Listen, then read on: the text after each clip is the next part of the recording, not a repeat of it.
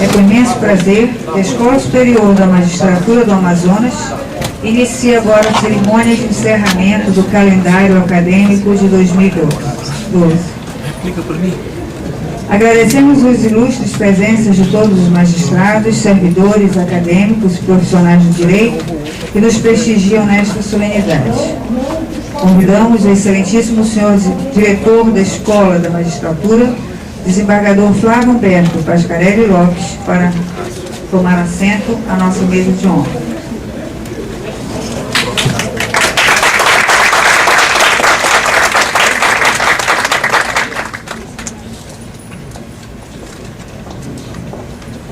Convidamos o excelentíssimo senhor presidente do Tribunal de Justiça do Estado do Amazonas, desembargador Ari Jorge Moutinho da Costa.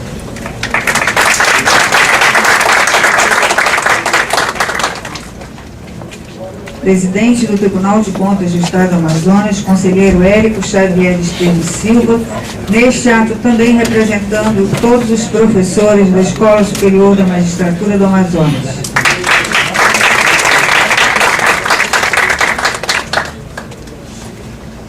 Convidamos o Dr. Júlio Antônio Lopes, diretor jurídico da Rede Calderaro de Comunicação.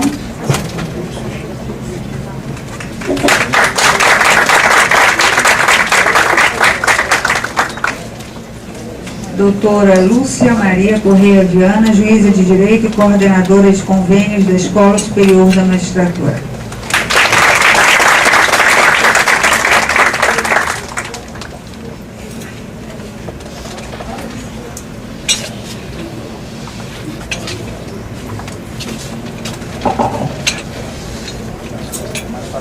Podem sentar, por favor.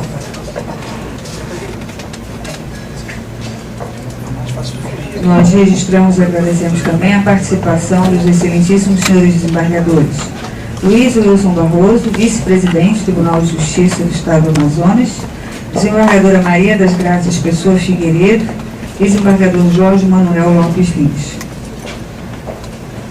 Convidamos o excelentíssimo senhor diretor da Escola da Magistratura, desembargador Flávio Humberto Pascarelli Lopes, para fazer a abertura oficial deste evento.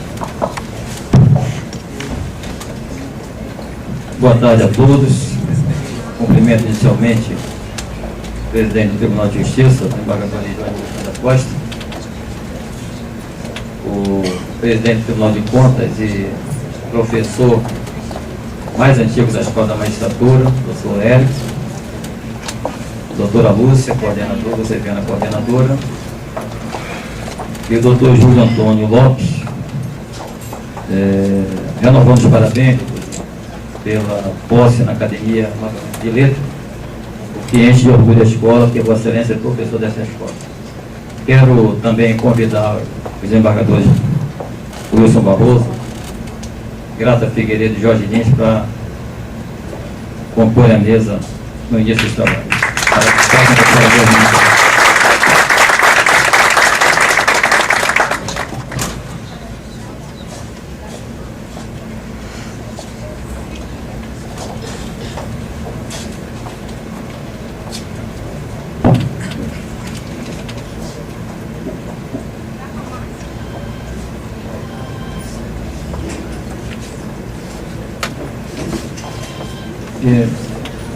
Cumprimento todos do auditório, nas pessoas do Dr. Paulo Feitosa, do Alberto Carim, do Alcenir Dourado, Dr. Daniel Nogueira, Dr. Choi e Cássio Bosch. Pergunto se já faço a minha manifestação. Então, vou passar a palavra ao presidente do tribunal, desembargador Ari Jorge Moutinho da Costa.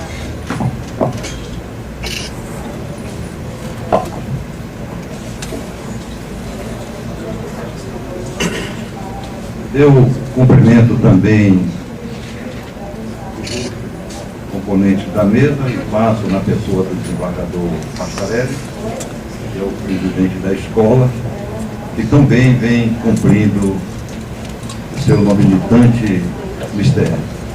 Nós sabemos da dificuldade que todos passamos, principalmente na questão de dotação orçamentária, mas o desembargador Pascarelli demonstra a cada dia que passa, e nas vezes que nós conversamos, um interesse supremo de bem realizar a sua missão de mestre e diretor dessa escola.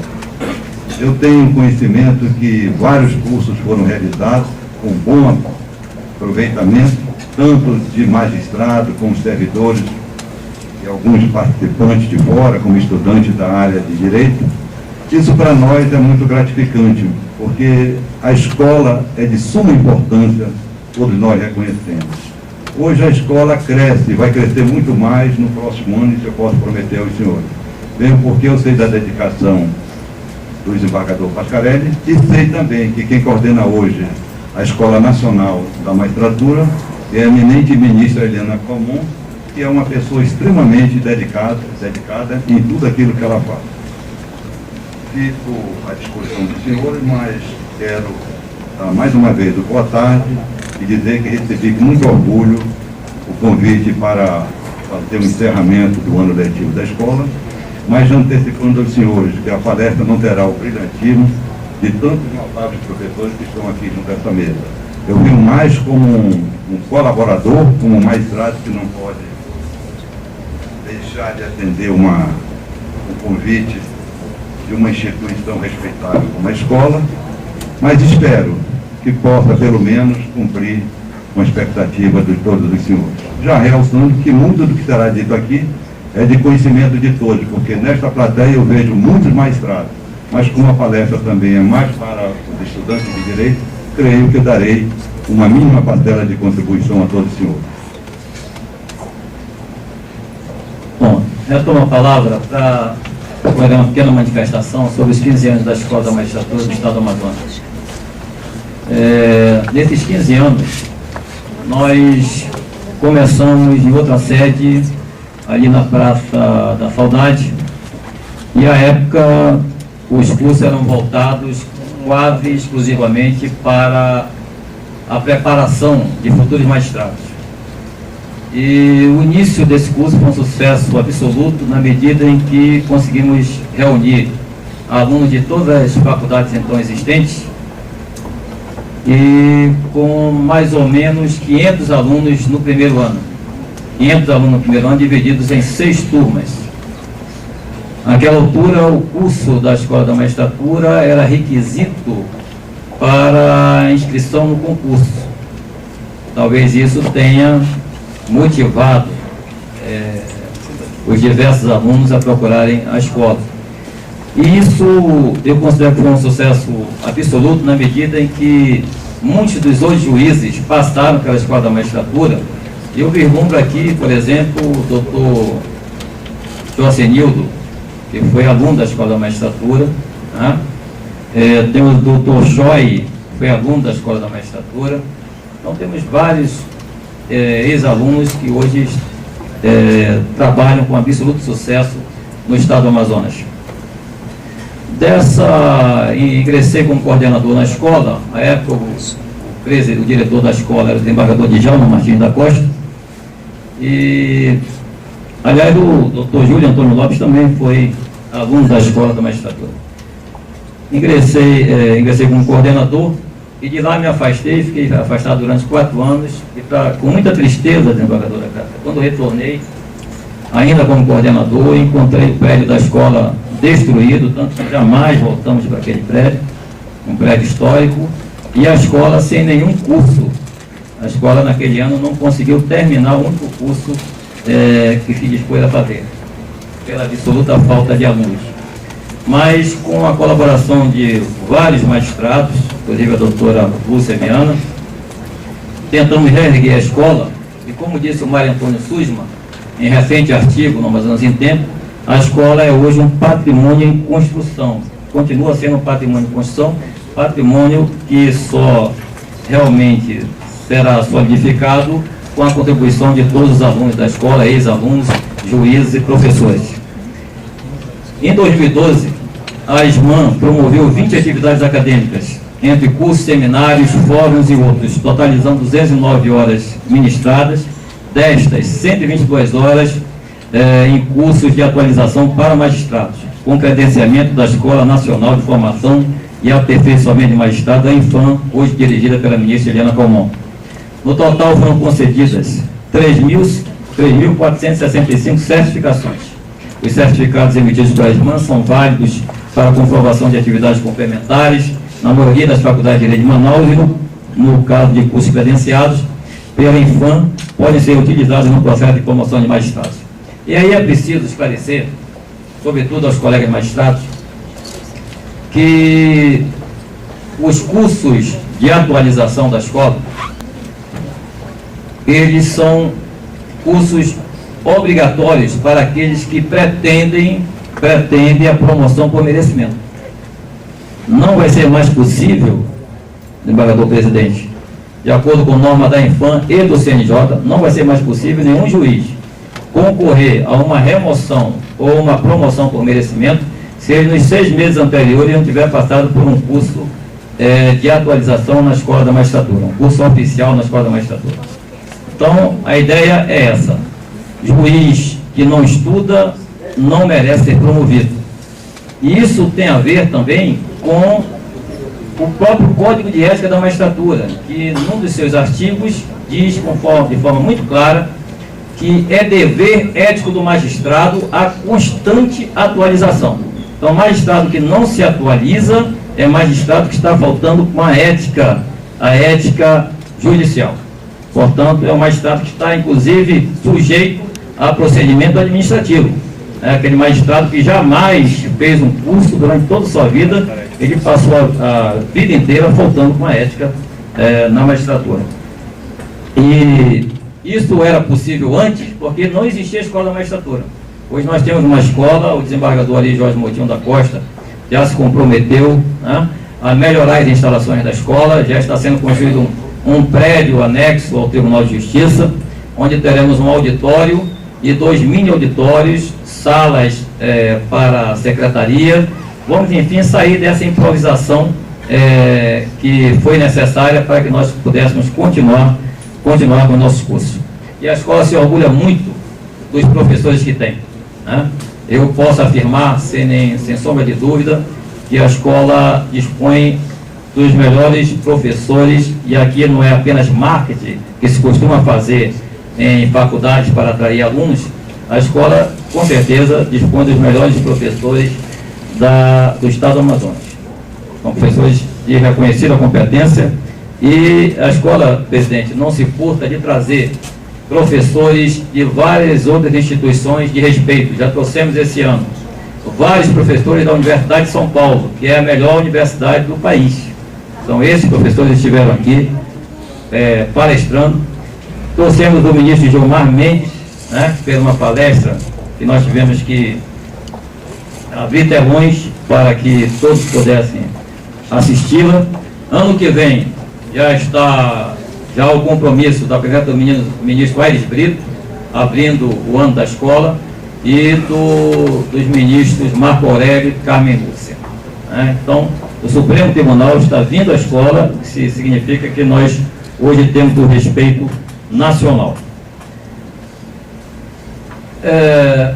E esse respeito e esse patrimônio que procuramos consolidar, repito, depende muito menos de mim e muito mais dos senhores, dos alunos, né, dos professores, porque o sucesso dos ex-alunos é que empresta respeito a uma instituição.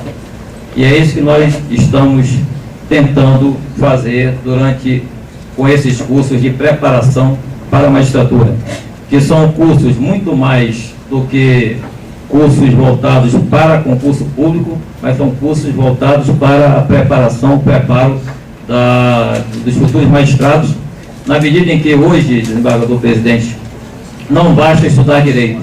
Nós temos a certeza de que quem só estuda direito, nem direito sabe. Então, é preciso que o futuro magistrado leia, né? Que o futuro magistrado conheça a literatura, e é preciso, sobretudo, que ele conheça e tenha noções de filosofia, sociologia, psicologia, para que ele possa realmente atuar de forma a corresponder aos anseios dos nossos jurisdicionados. Eu com essas breves palavras, eu agradeço aos alunos que estão aqui presentes, agradeço aos professores que tanto contribuem com a escola, agradeço aos colegas magistrados e vejo aqui que a desembargadora Graça está sugerindo cursos de atualização para desembargadores. Mas, desembargadora, os cursos de atualização são para magistrados, portanto, abarca não só os juízes, mas também os desembargadores. Mas nós temos essa preocupação com a questão dos desembargadores, na razão do tempo, né? E preparar, faremos cursos especificamente para os assessores de desembargadores, né? Para que eles possam discutir nos seus gabinetes e para que a gente possa estabelecer nós possamos criar aqui o pensamento da magistratura amazonense, do Tribunal Amazonense. Porque o pensamento do Tribunal do Amazonas, desembargador presidente, ninguém sabe o que o Tribunal do Amazonas pensa. E Vossa Excelência tem uma iniciativa muito salutar quando criou a revista de jurisprudência do Tribunal do Estado do Amazonas. Aliás, criou não, está restaurando a revista de jurisprudência do Tribunal do Amazonas, mas restaurando de uma forma mais científica, né? O desembargador Jorge Lins está na direção dessa revista, e hoje é preciso que a jurisprudência esteja escolhida para que nós possamos ter no futuro, e já estamos tendo, por iniciativa do desembargador Cláudio Hessing, os chamados incidentes de uniformização de jurisprudência. Então, creio que, saindo do escuro o que pensa o Tribunal do Estado do Amazonas, todos ganharão, os advogados poderão argumentar já com a própria jurisprudência do tribunal, porque hoje nós encontramos a argumentação apenas de tribunais de São Paulo, Rio de Janeiro, STJ, e ninguém fala da jurisprudência do Tribunal do Amazonas. É preciso que o advogado defenda a sua causa, primeiro com a jurisprudência do TJ do Amazonas, né? Essa é a melhor forma de convencer aquele que é membro do tribunal, aquele que é juiz desse tribunal. Dito isso, repito, agradeço a todos e devolvo a palavra cerimonial, porque agora vamos realmente ao que interessa hoje, que é a palestra do nosso presidente.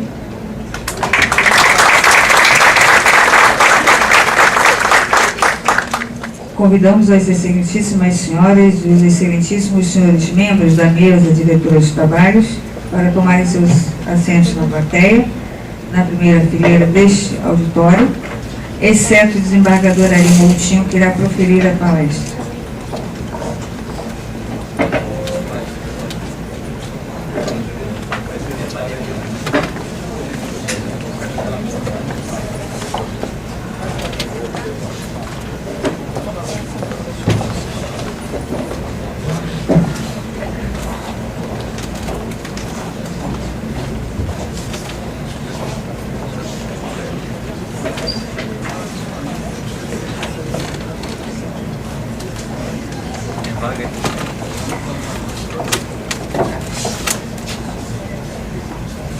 Desembargador Ari Jorge Moutinho da Costa, presidente do Tribunal de Justiça do Estado do Amazonas, apresentará a palestra à Organização do Judiciário Amazonense.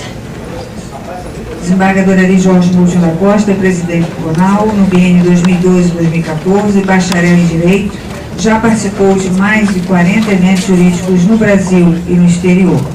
Foi empossado no cargo de desembargador em setembro de 2004, foi presidente da Associação dos Magistrados do Estado do Amazonas, presidente, vice-presidente corregedor do Tribunal Regional Eleitoral do Amazonas, presidente do Colégio Nacional de Corregedores Eleitorais, coleciona mais de 20 condecorações e menções honrosas de órgãos federais, estaduais e municipais, com a Medalha do Mérito Rui Araújo, outorgada pela Assembleia Legislativa do Amazonas, Cândido Mariano, pelo Comando da Polícia Militar do Amazonas, Medalha Tiradentes do Mérito Militar, outorgada pela Presidência da República, entre outros. Com a palavra, o excelentíssimo senhor desembargador Ari Jorge Moutinho da Costa.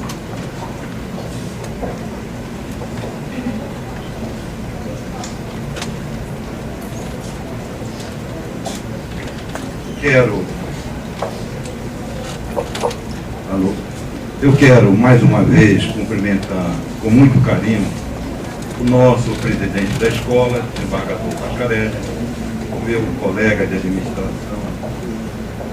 desembargador Luiz Barroso, a minha colega, desembargadora Graça Figueiredo, e também o colega Jorge Manuel, que são desembargadores que estão aqui presentes. Cumprimento também o eminente e talentoso professor e mestre de Direito, Érico Desterro, uma das mais respeitadas autoridades do Estado do Amazonas, pelo seu notável saber jurídico e pela sua marcante honestidade profissional. Cumprimento a professora Lúcia, essa diligente colega, magistrada que presta relevante serviço ao Poder Judiciário e à própria Escola da Magistratura. Cumprimento também o digno jornalista e novo imortal da Academia de Letras, que está aqui conosco, o doutor Júlio Antônio Lopes. E já quero, doutor Júlio, até dizer uma palavra que o senhor disse na sua posse. Eu quero que a minha palestra aqui avance como bolas coloridas nas mãos das crianças. Isso eu achei muito interessante quando você, no seu belíssimo discurso na Academia de Letras, emocionado, dizia aquilo. Uma demonstração de que eu também quero que avance aqui essa palestra. Eu sei que ela será muito simples, mas que vá para frente outras instituições, para outras pessoas, com certeza absoluta, para divulgar um pouco do Poder Judiciário amazonense. Pode até apagar mais um pouco, doutora. Cumprimento o auditório, vejo inúmeros colegas magistrados, vejo advogados e na pessoa do doutor Vasco, meu amigo, ex-membro da Corte Eleitoral, que quando eu presidi a Corte tive o prazer de trabalhar também ao seu lado, e sei da sua honradez, da sua dedicação e seu brilhantismo como magistrado. Cumprimento aos acadêmicos de direito, aos servidores, enfim, a todas as pessoas que estão aqui.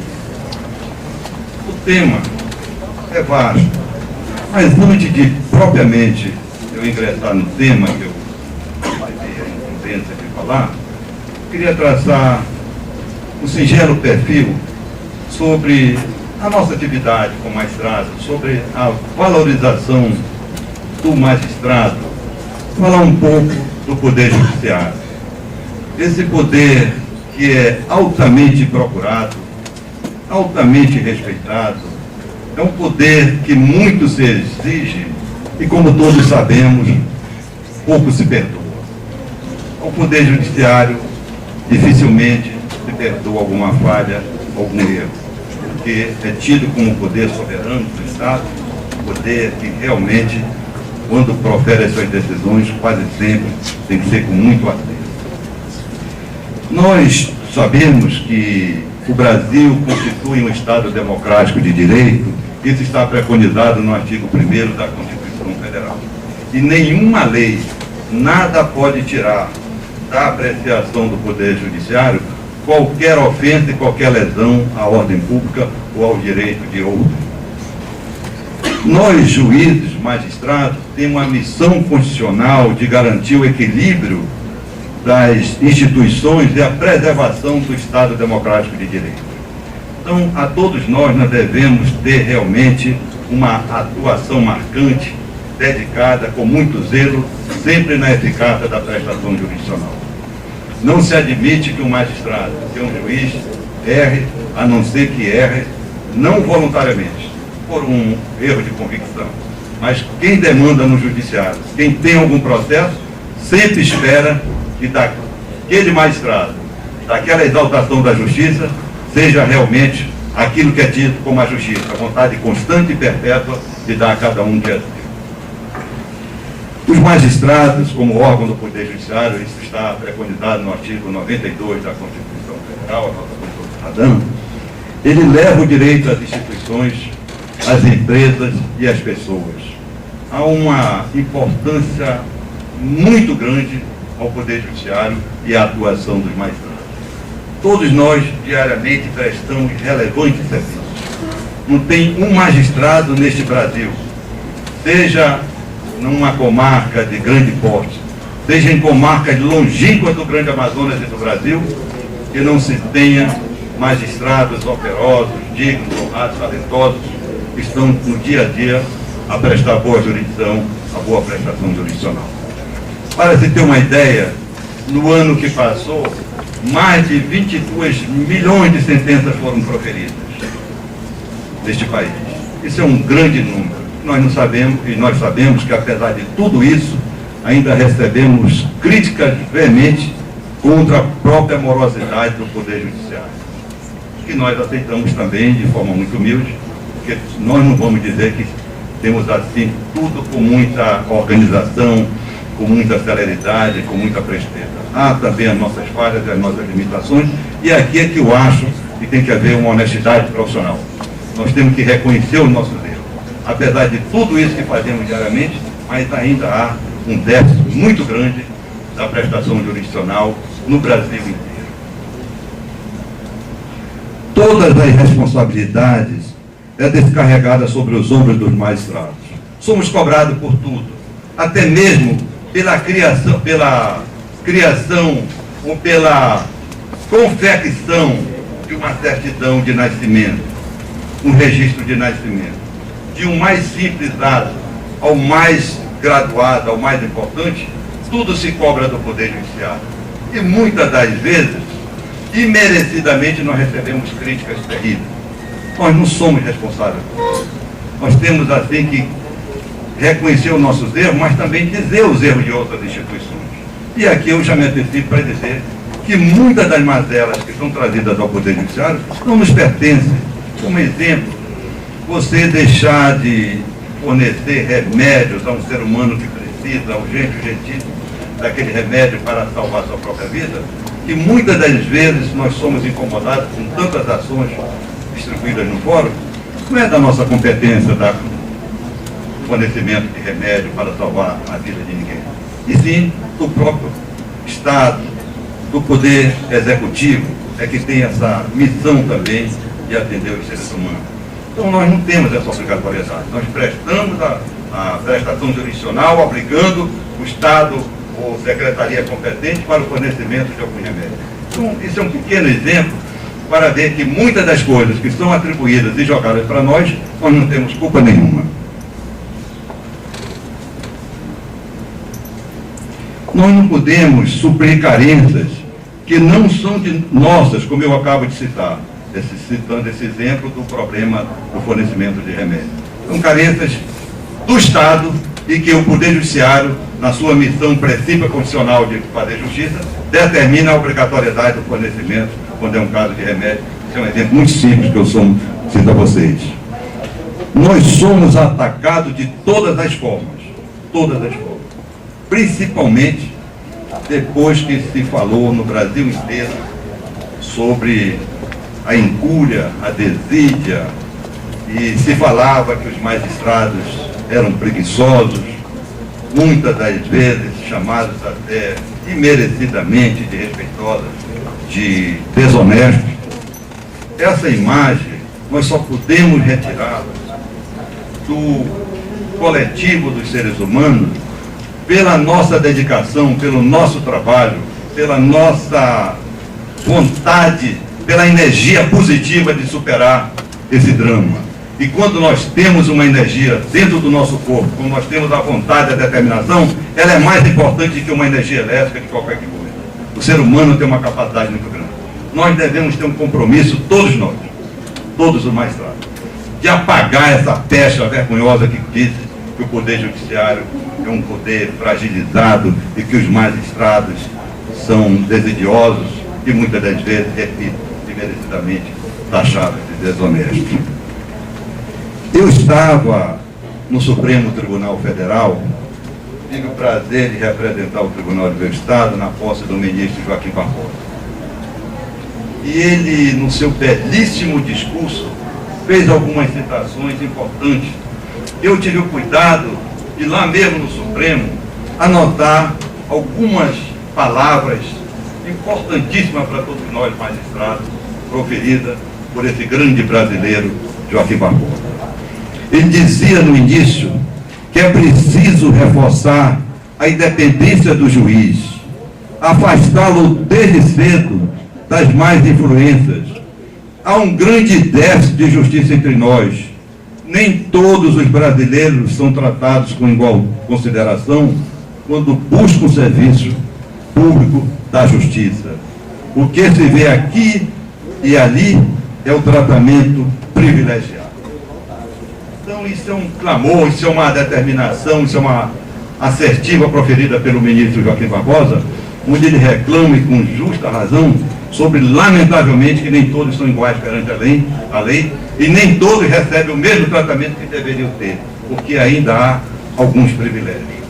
E isso nós devemos lutar, colega, para diminuir esses privilégios, porque tem que acabar o privilégio no Poder Judiciário. Todos devem ser tratados de forma igualitária. Prossegue o notável magistrado e presidente do Supremo, dizendo o seguinte: necessitamos tornar efetivo o princípio constitucional da razoável duração do processo. Se não observada estritamente e em todos os quadrantes, o Judiciário Nacional suscitará em breve o espantalho capaz de afugentar os investimentos que tanto necessita a economia nacional. Então, isso também é importante que se faça. A razoável prestação jurisdicional, a duração do processo. Nós não podemos deixar que muitos processos permaneçam nas poeirentas prateleiras dos cartórios, precisando de um despacho, de um impulso processual, de uma decisão, de uma sentença, para dar solução a um litígio. E isto, como diz o ministro, realmente afasta os investimentos. E sem investimentos, o país não cresce, o país não vai para frente. Investimentos é o que faz alguém crescer, é a segurança jurídica, é o respeito aos contratos e a liberdade de concorrência. Quando o governo quebra o contrato ou dela se afasta, automaticamente tudo vai para longe da seriedade e da serenidade. Então, esse lado também eu vejo com muita providência, que se dê uma atenção especial às palavras do ministro. Nós devemos dar uma razoável prestação jurisdicional, nós devemos ter uma dedicação maior para que possamos dar nossa segurança jurídica, dar segurança jurídica aos investidores, aqueles que querem realmente trabalhar em proveito do Brasil. Olha o que diz o ministro, falando sobre o magistrado. O homem magistrado é aquele que tem consciência dos seus limites. Não basta ter formação técnica, humanista e forte apego aos valores éticos, que devem ser guias de qualquer agente estatal. Tem que ter em mente o caráter laico da sua missão constitucional, para que as crenças mais íntimas não contaminem suas atividades. Então nós devemos também ter sempre esse mão, que não basta o magistrado ter apenas uma formação técnica, humanista, talentoso, brilhante, inteligente. O magistrado tem que ter muito mais do que isso. Ele tem que ser um homem do povo. O magistrado nasceu no seu meio, ele veio do meio do povo e permanece no meio do povo. O magistrado tem que conviver com a sua comunidade, com o seu jurisdicionado, e lá ele tem que dar o bom exemplo. Ele tem que ser um educador social, um pedagogo, um filósofo, um ser humano que realmente seja um modelo para a sua comunidade. Nós não admitimos que tenham magistrados ainda divorciados dessa realidade.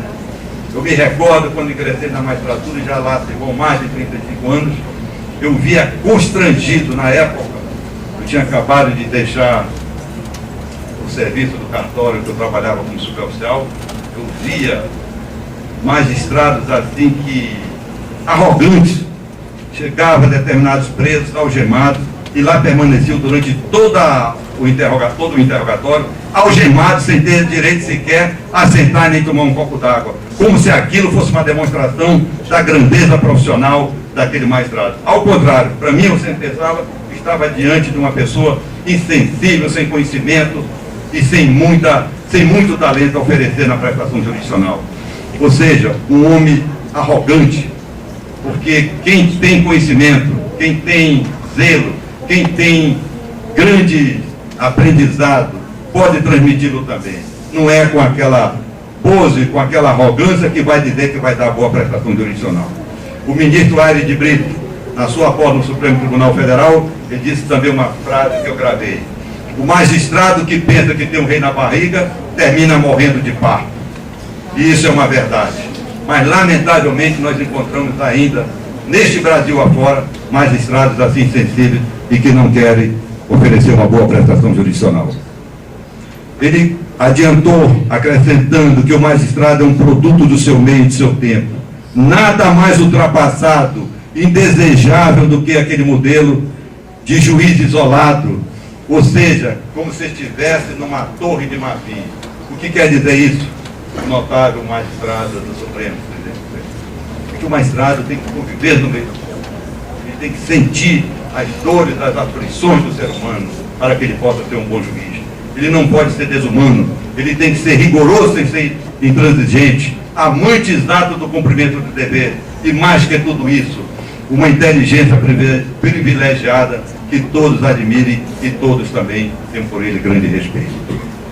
Eu vou, com essas pequenas considerações que faço agora, passar já diretamente à nossa palestra e peço...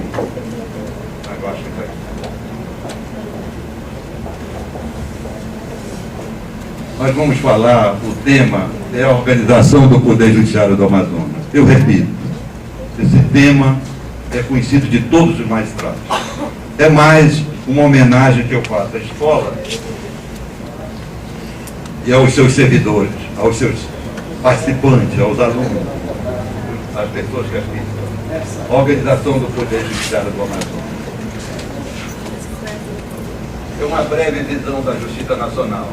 Preconizado na Constituição de 88, a organização do Poder Judiciário está nos artigos 92 a 126. Lá tudo está dito a respeito do Poder Judiciário amazonense, Poder Judiciário brasileiro, que é um único só, constitui um dos poderes do Estado, ou seja, o Poder Judiciário, o Poder Executivo e o Poder Legislativo. Cada um deles, desculpe aqui não, cada um deles funcionando na bela lição de Montesquieu, independentes e harmônicos, um como freio e contrapeso do outro, ou seja, um poder pelo poder. Troquei aqui, realmente.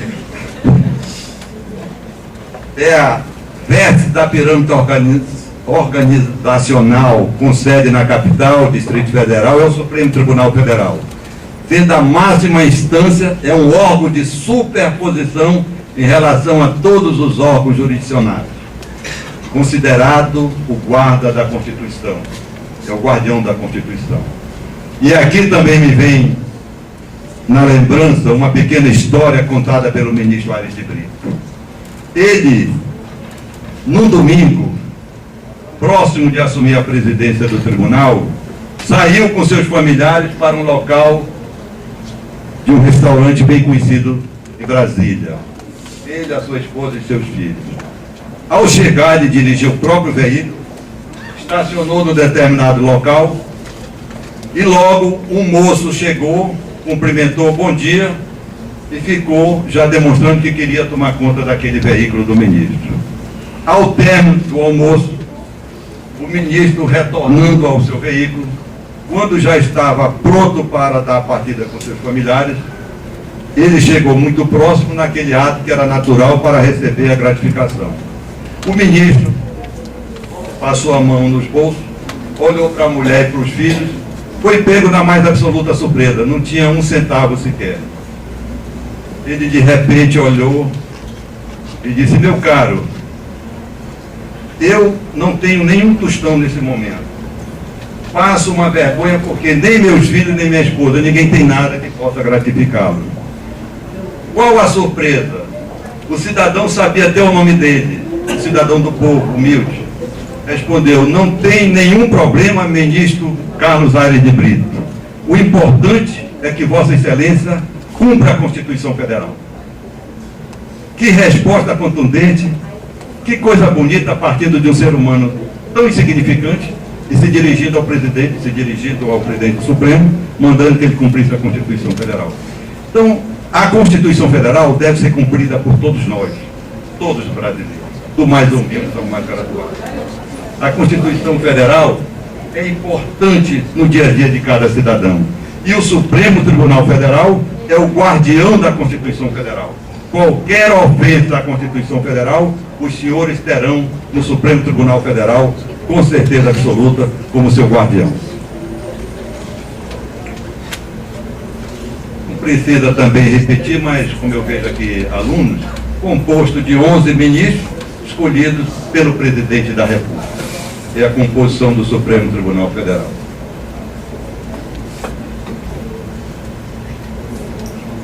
O Superior Tribunal de Justiça, composto de 33 ministros, também escolhidos pelo presidente da República, é considerado Tribunal da Cidadania, tem sede também em Brasília, e ele relaciona com o sistema judiciário da chamada Justiça Comum. É um órgão de superposição ao lado do Supremo Tribunal Federal. Tem competência originária, competência a recursos ordinários, competência a recurso especial. Repito, composto por 33 ministros. O Conselho Nacional de Justiça é órgão do Poder Judiciário, o extinto Conselho Nacional da Magistratura e criado pela Emenda Constitucional número 45, de 8 de dezembro de 2004. Não dispõe de competência jurisdicional, tão somente administrativa. No início da criação do Conselho, lamentavelmente, havia ainda alguns desvios. Não havia uma sintonia perfeita. Muitos advogados inconformados com decisões judiciais que não lhe eram favoráveis, achavam por bem representar contra desonrados magistrados, contra as pessoas de bem, alegando algum motivo para tentar trazer do Supremo Tribunal, do Conselho Nacional de Justiça, uma decisão favorável. Mas isso no dia a dia foi aprimorando, o Conselho fixou a sua competência administrativa e hoje já diminuiu consideravelmente aquela enxurrada de reclamações que eram diariamente distribuídas no Conselho Nacional de Justiça. Ele é um órgão, repito, administrativo, que presta relevante serviço ao Poder Judiciário brasileiro. Não há como negar, após a criação do Conselho Nacional de Justiça, melhorou muito, mas muito mesmo, toda a atividade do Poder Judiciário. Todo dia, novas resoluções, novas normas são preconizadas, novas metas são estabelecidas e nós, os magistrados brasileiros, usamos de nossos melhores esforços para bem fielmente cumprir as determinações do Conselho Nacional de Justiça.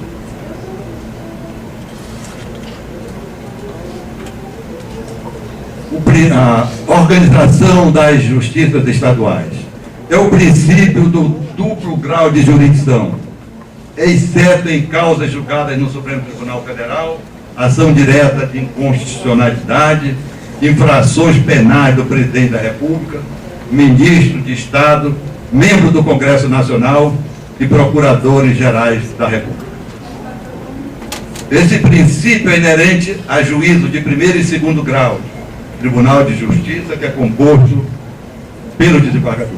E o nosso Tribunal de Justiça é composto por 19 desembargadores, por 3 câmaras cíveis isoladas, a primeira e a segunda com 4 membros, as criminais, a primeira e a segunda com 3 membros, a terceira Câmara Civil tem apenas 3 membros, depois nós temos as câmaras reunidas, com a reunião de todas as câmaras, com exceção do presidente do tribunal e do seu corregedor. O seu presidente das câmaras reunidas é o vice-presidente que está aqui presente, o desembargador Luiz Barroso. Temos mais embaixo já o Conselho da Magistratura, criado também de forma constitucional, que é presidido pelo presidente do tribunal. Tem como membros o vice-presidente e o corregedor, um desembargador de Câmara Civil e um desembargador de Câmara Criminal. Todas essas instituições têm as competências preconizadas no regimento e na própria Constituição Estadual.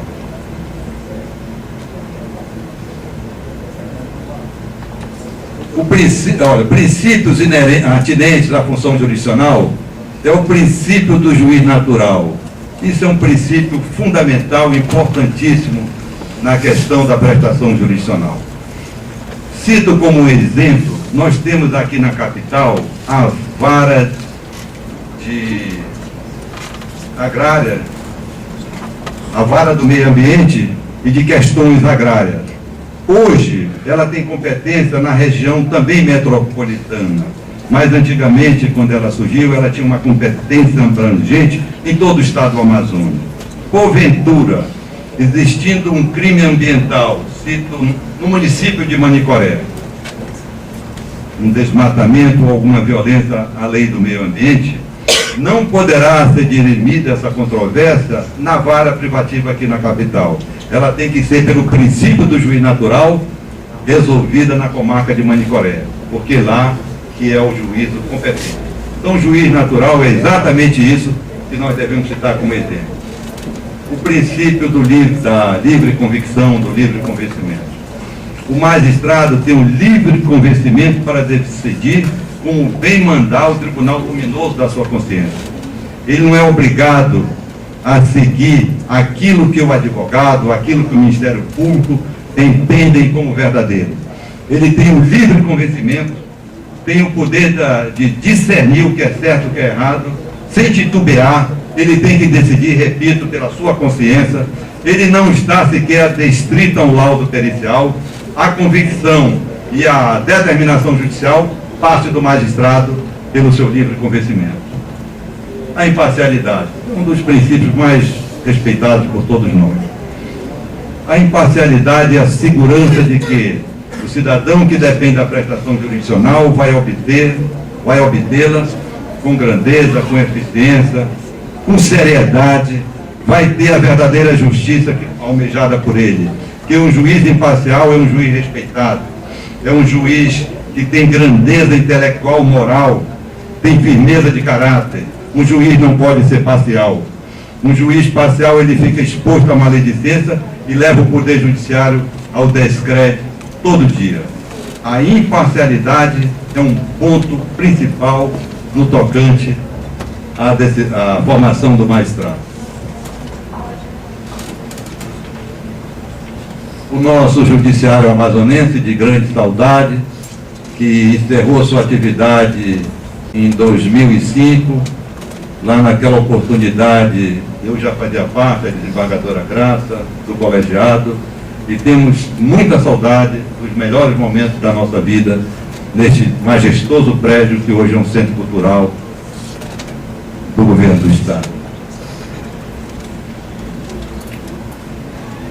Quando surgiu o tribunal, o Poder Judiciário amazonense, não foi com o nome de Tribunal de Justiça. Uma breve visão histórica. O Superior Tribunal de Justiça do Estado do Amazonas foi solenemente instalado no final do século XIX, mais precisamente no dia 4 de julho de 1891, no prédio público que fez parte das instalações da Câmara Municipal de Manaus, situada no coração da Visconde Mauá, 299, em sessão solene presidida pelo vice-presidente Guilherme José Moreira, barão do Juriuá. Então não era Tribunal de Justiça do Estado do Amazonas. Ele veio com a denominação Superior Tribunal de Justiça do Estado do Amazonas. Na mesma sessão, esses magistrados, Luiz Duarte da Silva, Manso Gonçalves dos Santos, Jovino Antero de Cerqueira Maia, Liberato Vilar Barreto Coutinho e Floresta Basto, foram nomeados desembargador, escolhido para a presidência depois pela eleição, o próprio desembargador Floresta Basto. Foi até o nome do fórum do anexo no Tribunal de Justiça do Estado do Amazonas, um fórum que foi criado pelo governador Plínio Coelho. Naquela época ele deu o nome de Floresta Basto. Eu confesso que eu não sabia nem quem era essa homenagem. Depois, já no tribunal, consegui saber que também foi um dos pioneiros na magistratura amazonense. Resgatamos e temos de sair essa ata de instalação do Superior Tribunal de Justiça de Manaus. Todos os atos da instalação continua. O regimento do Superior Tribunal de Justiça, nós sabemos que todas as instituições devem ter seu regimento, nós temos o nosso regimento atual, esse era o regimento passado, isso também está guardado em nossos arquivos. Naquele tempo, Manaus não tinha mais a simplicidade índia dos tempos coloniais. Ganhava perfil de cidade europeia e falava com facilidade a linguagem das libras esterlinas, tão familiar aos seus habitantes de muitos sotaques. Era o tempo dos grandes inventos de urbanização e infraestrutura.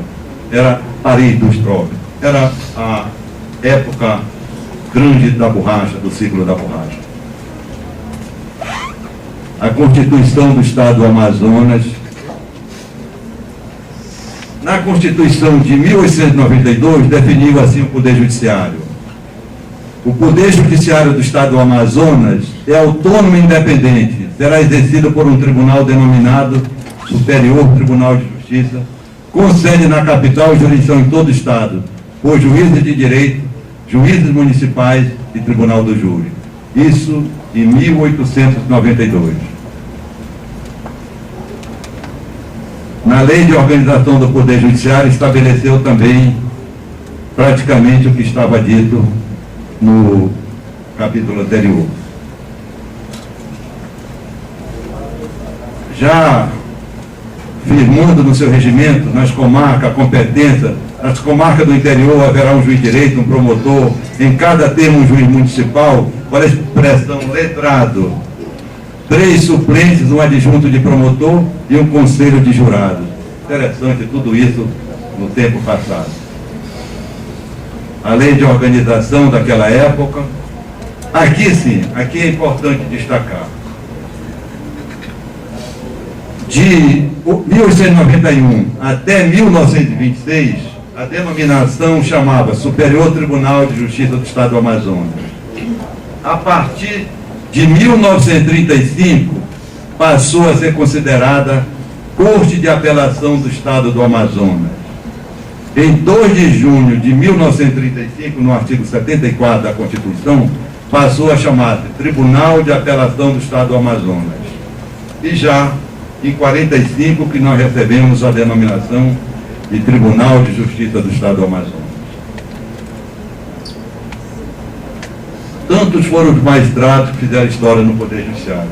Nós, os mais recentes desembargadores, temos as melhores lembranças de magistrados notáveis pelo saber que presidiram tantas e tantas vezes o tribunal, como Paulo Feitosa, pai do nosso querido colega e amigo, Oyama César de Ituaçu, Benjamin Brandão, o desembargador Lúcio de Rezende, Azaria Menescal de Vasconcelos, Cândido Honório, tanta gente. Mas eu escolhi o desembargador Hamilton Mourão porque foi o magistrado que mais tempo presidiu o Tribunal de Justiça do Estado. Ele era pernambucano, nasceu em Recife no dia 4 de dezembro de 1909. Aliás, na formação do nosso tribunal, se vocês forem lá na galeria, vão observar ou pernambucano, ou do Piauí, ou mesmo de Alagoas. Aqui não existia faculdade, eles formavam por lá e vinham para cá. Grandes desembargadores, todos estão na galeria de honra do poder. Esse desembargador Hamilton Mourão tem até hoje familiares aqui. Teve um filho reitor, um filho presidente da Caixa Econômica, tem parentesco direto com uma colega, a doutora Edna Maria, juíza de direito também, Mourão, o desembargador João Machado, enfim, tem muitos traços familiares aqui na nossa cidade. Foi um exemplo também de magistrado. Aqui uma recordação do nosso Tribunal do Júri, na fotografia de cima, e mais embaixo a escada que levava ao piso superior do Tribunal de Justiça.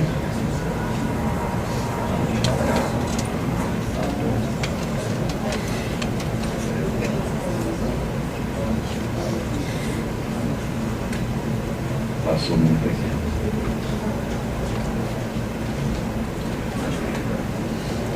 Atualmente nós temos, sobre a divisão e organização judiciária do Estado do Amazonas, o nosso regimento está previsto na Lei Complementar 17 de 97. E o regimento interno é o 72 de 84. dispõe sobre a composição, a competência e o funcionamento dos órgãos do Tribunal de Justiça do Estado do Amazonas, regula o processo e julgamento dos feitos de sua atribuição e disciplina os seus serviços auxiliares. Praticamente a composição do nosso tribunal, na atualidade, creio que aí estão faltando 2 ou 3 colegas, mas talvez por falta de espaço na fotografia. Nós somos 19 desembargadores. Temos hoje aqui o número 1, que é a sede dos desembargadores, aqui na Avenida Vidal Pessoa. Lá em Aparecida, o Fórum Mário Versosa. Onde nós estamos, o Fórum Enoque Reis. O número 4, Lúcio Fontes de Rezende. E Azaria Menescal, que também ficam, eu acho que na zona norte de Manaus. Sobre as comarcas na capital, nós temos 18 varas criminais, 29 civis, temos um juizado especial 11, mais 21, na área de família 11, totalizando 90, praticamente, o que não é um número tão grande para a grande demanda que nós temos. No interior, como vara única, 48 comarcas, com mais de uma vara, nós temos 29 comarcas. Com a soma desses dois, dá 77, né? 77 comarcas, acrescida de algumas varas. Se me perguntarem qual é a comarca mais longe do estado do Amazonas, Guajará, uma distância de 1.476 quilômetros em linha reta. A mais próxima, Granduba. Será que Guajará, por ser tão longe, é uma comarca considerada de difícil acesso? Creio que não. Tem inúmeras outras comarcas realmente mais complicadas e com difícil acesso para chegar até lá. Guajará, você pega um bogue e vai para Rio Branco, de lá já chega com facilidade àquela comarca que também foi instalada há pouco tempo, creio eu, na administração do desembargador Osana ou desembargador Arnaldo. O estado do Amazonas possui 62 municípios espalhados numa área de 1.566.953 quilômetros quadrados. Dentro do nosso estado, nós podemos comportar Portugal, Londres e a França. Veja que área territorial imensa. Daria para comportar esses 3 grandes países.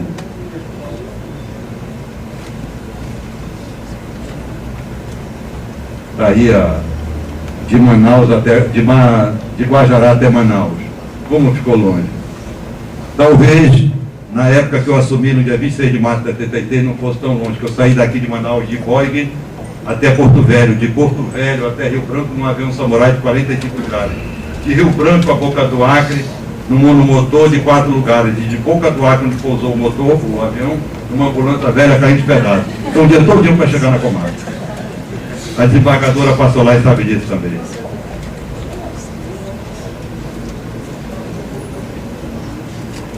Falo aí sobre o que eu já tinha dito, que no estado do Amazonas comporta essas 3.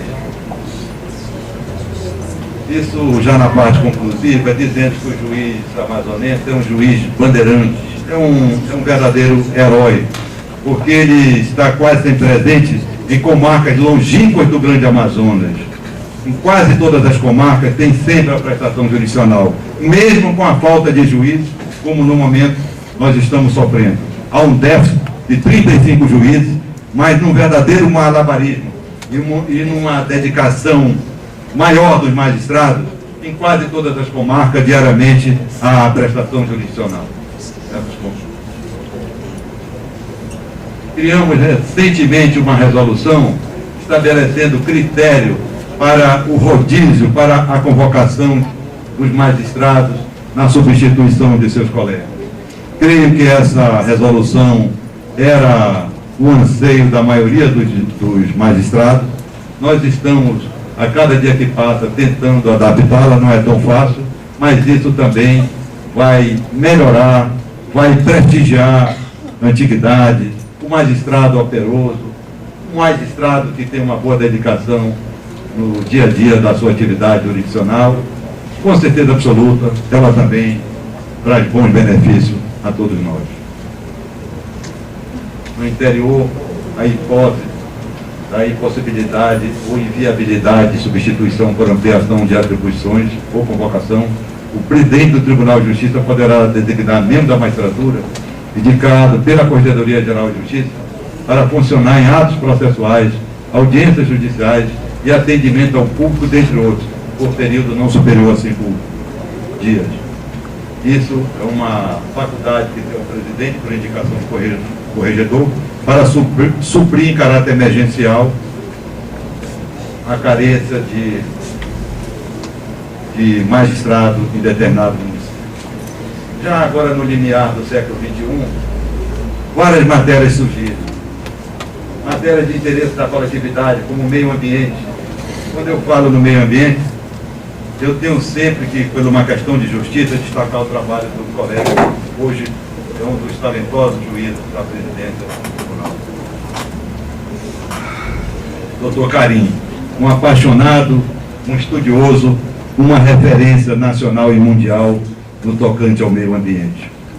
Em 98 eu estava com o desembargador Gladimar, que era o presidente dessa corte, no Superior Tribunal de Justiça, e fiquei muito feliz, contente, primeiro pela amizade que me une ao Dr. Carim, que vem não dele, mas do seu saudoso pai, que foi meu colega e meu amigo, o desembargador Talita. Mas naquela oportunidade ele proferiu, dentro do Superior Tribunal de Justiça, uma palestra em meio ambiente, que silenciou e recebeu os aplausos de todos os participantes, notadamente quase todos os ministros daquela corte. Temos também, consumidor, a violência doméstica, que agora nós já transformamos em juizado por uma decisão unânime do nosso tribunal. Conciliação, crime contra idoso, crime cibernético, isso não se falava há 10, 15 anos atrás. Hoje nós temos uma preocupação maior com tudo isso. Exige da administração da justiça capacidade e percepção no sentido de especializar seus magistrados e dotar a estrutura das varas para apreciar e julgar esses temas palpitantes da sociedade.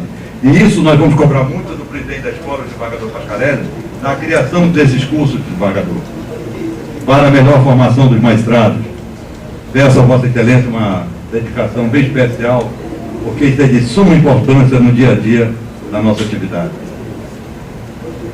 O Palácio da Justiça, o final, com o pedido maior de desculpa, não posso me estender muito mais, porque eu sei que já vai caminhando para 3 horas, e vou repetir aquilo que eu disse numa festa recente. Quem tem fome tem pressa, nós ainda não almoçamos.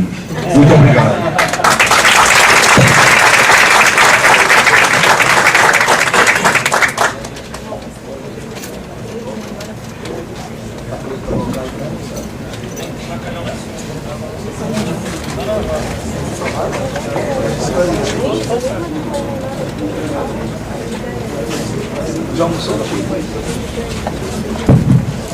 Nós gostaríamos de convidar o excelentíssimo senhor desembargador Flávio Alberto Pascarelli Lopes, diretor da Escola Superior da Magistratura, para os agradecimentos em nome da escola e o encerramento da cerimônia.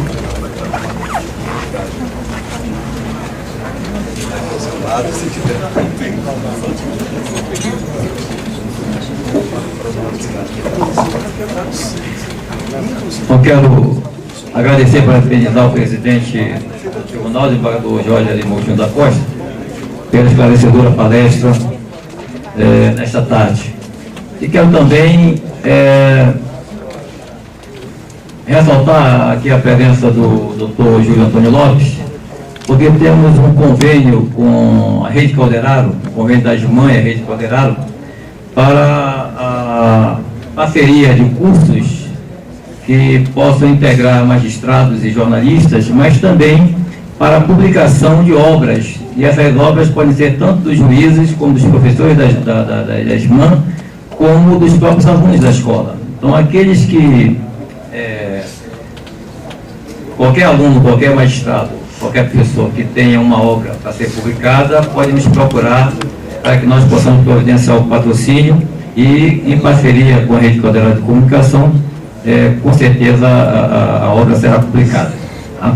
Agradeço a Rede Calderaro por essa parceria importante e agradeço também aos Aos que trabalham na Escola da Magistratura, como o Dr. Luiz Carlos Valuar, a Márcia Cristina, o Alben, o Anderson, a Maria Aparecida de Souza Melo, a Karen, a Franci Creide, o Roseli, a Adriana, a Lizardo Gomes, Rafael Alves, a Amanda Nogueira Araújo e a Valéria Carolina Meirelles, que são servidores dedicados e que, tenho certeza, os alunos podem afirmar isso, contribuíram para que esse ano fosse um ano muito bom para a Escola da Magistratura. Muito obrigado. Dou por encerrado formalmente o ano da ESMAR.